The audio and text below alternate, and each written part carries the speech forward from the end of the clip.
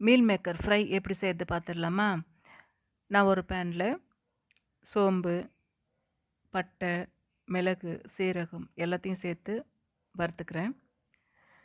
வறுத்து தனியாக எடுத்து வச்சிடலாம். இதை மிக்ஸி ஜாரில் சேர்த்துட்டு ஒரு சுத்து அரைச்சிட்டு பூண்டு, இஞ்சி, தக்காளி அரைச்சி எடுத்து வச்சுருக்கேன். அதே பேனில் ஆயில் விட்டுட்டு சோம்பு, பட்டை சேர்த்துட்டு ஒரு வெங்காயம் சேர்த்துட்டு கருவேப்பிலை சேர்த்துட்டு சால்ட்டு, மஞ்சள் தூள் சேர்த்துட்டு வதக்கிக்கிறேன். ஒரு தக்காளி சேர்த்து வதக்கிக்கிறேன்.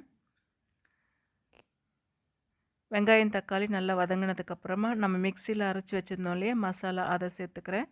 1 teaspoon red chilli powder, 1 teaspoon சீரகத்தூள் சேர்த்துட்டு ஏற்கனவே நம்ம பாயில் பண்ணி வச்சுருந்தோம் இல்லையா அந்த மீல் மேக்கரை சேர்த்துட்டு மிக்ஸி ஜாரை கழுவி ஊற்றிட்டோன்னா ஒரு 2 மினிட்ஸில் சூப்பரான மீல் மேக்கர் ஃப்ரை ரெடி.